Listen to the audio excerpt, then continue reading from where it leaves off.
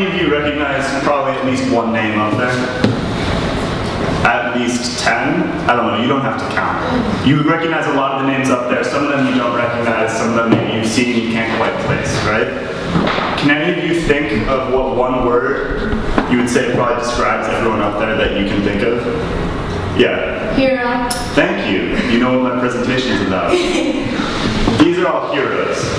And they're all heroes in very different ways, but if you were to describe the role that they have in their story, hero is probably what would come up. My presentation is about what makes a hero and how our heroes have affected our society and our culture.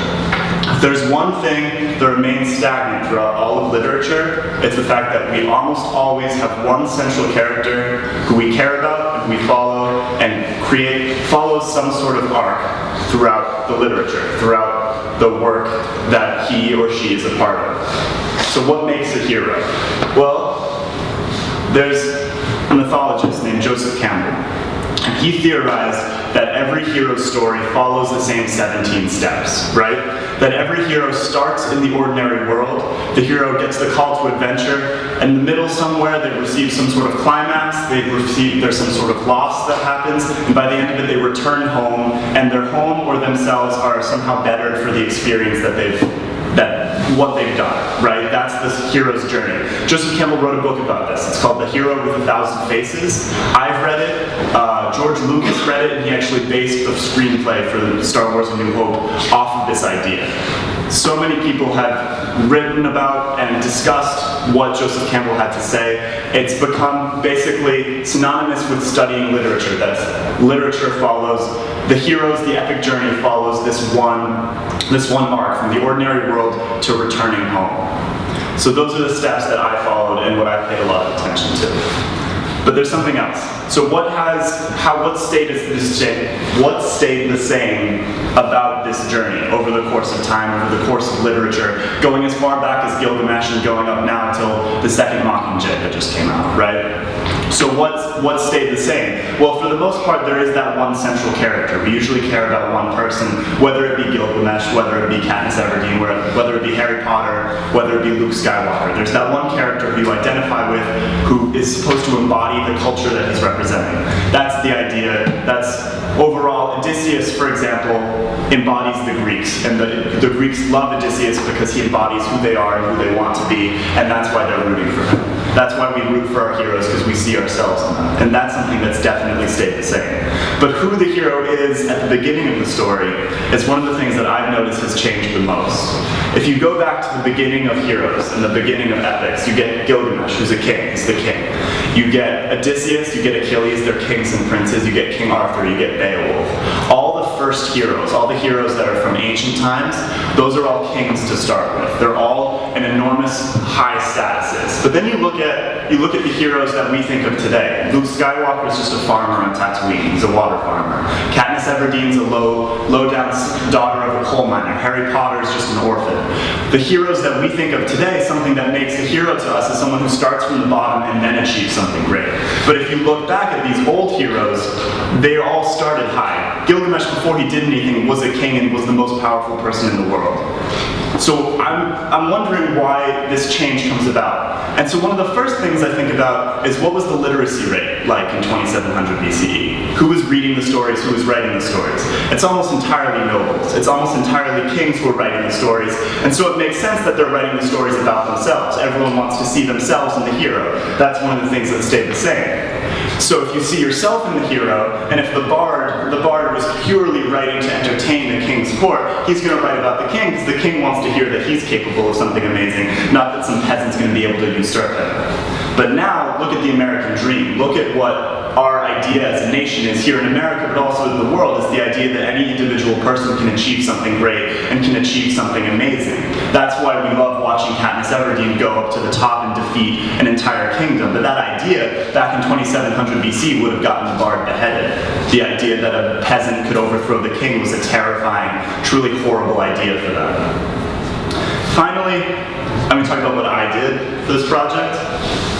So what I've been looking at is these steps. the steps that the hero follows, and also looking at how the steps change over time. And by the end of this project, I will have written a novel. As of last night at 11 p.m. or so, I was halfway through the novel. I just finished half of this book that I'm writing. And what I've done is I've taken each step that the hero follows, and made it one chapter of the novels. First chapter is the ordinary world. Second chapter is the call to adventure. Third chapter is the refusal of the call, and then eventually he does go on, and so on and so forth, till he returns to the ordinary world. And each of these chapters I've decided to write in a different genre, a different style of literature, or a different motif, using different motifs, things like that, to show how the idea of the hero has absolutely transcended literature, so that I can write third person, very Hemingway-esque in a first chapter, and write purely with description, voice, and no dialogue, and then the second chapter can be almost like a YA novel, written first person, the character's very sassy, and then the third novel is written in a Sumerian poetry style, with rhyming couplets and such. So that's my idea, that you can take any one of these parts and taking it away, write it in a different genre, and overall it's the same arc, because the hero always stays the same. So in doing that, I've been able to examine, well, the fact that was when I first realized that the hero's changed in this way, is because I'm writing the chapter about Gilgamesh, or in the style of Gilgamesh, and I realized he has to be a king, but then the next chapter, the guy, in order to be a modern hero, has to start somewhere low. So through my study of these texts, I've been studying different genres as well as the idea of the hero overall, and I'm ideally creating some sort of comprehensive book that's fun to read. On the surface level will be entertaining literature, but if you delve deeper, is examining literature and is examining the idea of the hero in our culture. Before I wrap up, are there any questions? Yeah. So, through your research, have you decided that throughout all literature there is this hero, so there's a hero in every single piece of literature? Not every single piece of literature. There's obviously pieces of literature that are about a group of people or about an event. There's sometimes an event and it's not identified as one person, but if there's one person, they follow usually roughly the same arc, and there's obviously exceptions. Almost no story doesn't take some sort of liberty in order to make itself different.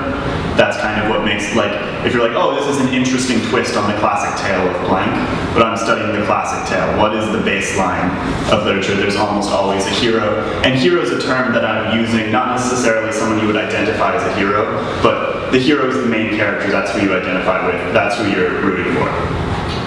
Yes, definitely. Why do you think it's like the definition or the way that heroes start their journey has changed? Like, why do you think we like make heroes start from a lower point versus the past?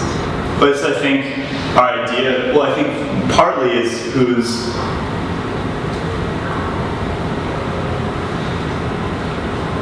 okay, yeah. Part of it is who's reading it, right? Because now people are reading, and also films are such an important part of this. The hero story is so much more accessible than it was 2,000 years ago, 3,000 years ago. Now anyone can read it, and so now there's a much wider audience for that, and you want the character to be identifiable, right? You want to be able to identify with the character, and now there's more people who are of lower standing than there were then. Like, only kings were reading the stories originally because only kings could read, so the kings wanted to hear about themselves, so the king was the main character. But now, if you look at the majority of people who are consuming a text or consuming a film, then it's entirely the opposite, and they want to see that they can achieve something great. Okay, great. So I'm going to leave you with one thing. If every story has a hero, and that's my idea, that every story that we look at, you can find some sort of hero in the text. You can find someone to identify with. If every story has a hero, and bear with me because this is where this gets super cheesy, guys, but I thought of this and I couldn't resist because I want to be a little motivational here. If every story has a hero, that includes yours. Thank you.